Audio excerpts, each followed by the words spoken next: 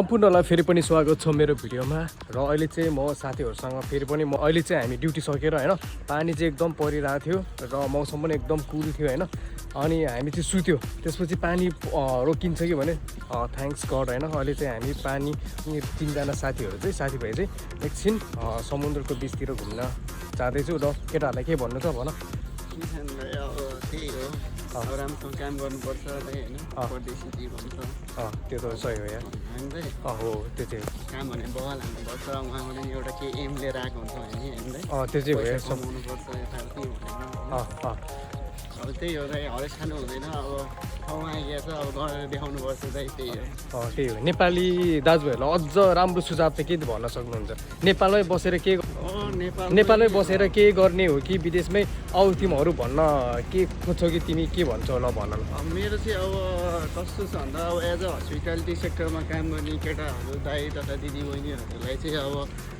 यहाँ भन्दा नि यहाँ चाहिँ अलिक भाष छ अब यहाँ आएर पनि अलिकति केही कुराहरू चाहिँ नलेज गेन गर्न सकिन्छ यस अनि यहाँ आएर नलेज गेन प्लस मनी पनि अर्न गर्न सकिन्छ अब यहाँ आएर मनी अर्न र नलेज गेन गरेर चाहिँ अब नेपालमै फर्केर चाहिँ के गर्नुपर्छ भन्ने पछिको लागि चाहिँ त्यति चाहिँ एम राख्नुपर्ने हुन्छ के गर्ने अब अपर्च्युनिटी त्यस्तो के आयो भने गर्दा राम्रो नभए चाहिँ अब त्यही हो बाहिरको लागि पनि अब ट्राई गरेर अब अलिकति हुन्छ नि नलेज गेन गरेर चाहिँ पछि चाहिँ म नेपालमै केही गर्छु यहाँ उहाँको जस्तै नै म नेपालमा पनि केही अब अलिकति डिफ्रेन्ट तरिकाले नेपालमा नि अलिकति सो गर्न सक्छु भन्ने टाइपको एउटा देखाउनु सकिने हो मलाई चाहिँ एकदम राम्रो सोच लाग्यो ल विश्व तिम्रो पनि के भन्नु छ मलाई चाहिँ अब भन्नु खासै केही छैन होइन अब परदेशी जिन्दगी भइरहेको छ अब यस्तै छ अहिले अब चिसो मौसम छ अब सिजन सुरु हुन लाग्यो अब अहिले हामी चाहिँ अब सिजनको तयारीमा पनि छौँ अनि काममा अब फोकस पनि गर्नै पर्ने हुन्छ परदेशमा होइन टाइमको ख्याल गर्नुपर्ने हुन्छ एकदमै धन्यवाद यति बोल्ने अपर्च्युनिटी दिएकोमा ल तिमीलाई स्वागत छ र थ्याङ्क यू होइन र भन्न एउटा कुरा चाहिँ तिमीलाई के सोध्छु भने नेपालमा हुने दाजुभाइहरूलाई चाहिँ नेपालमै बस कि विदेश आऊ भनेर के सल्लाह सुझाव दिनु खोज्छौ तिमी म चाहिँ अब सकेसम्म अब नेपालमै बसेर केही गर्ने आफ्नो भविष्यको लागि के हुन्छ भने नेपालमै गर्ने हो नत्र अब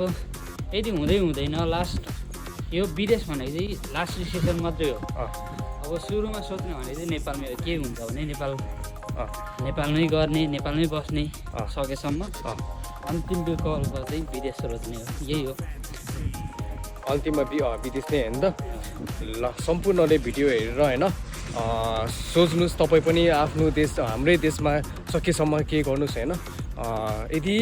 नेपालमा नि के अवसरहरू पाउनु भएन भने तपाईँहरू पनि लास्टमा विदेश आउनुहोस् के कुराहरू सिक्नुहोस् तर विदेशमै बस्ने तरिकाले चाहिँ होइन सधैँको लागि चाहिँ काम गर्ने केही सिक्ने त्यसपछि आफ्नै देशमा फर्किने ल यति भन्दै मेरो 2 शब्द यहीँ टुङ्ग्याउन चाहन्छु र भिडियो हेर्ने सम्पूर्णलाई thank you so much bye by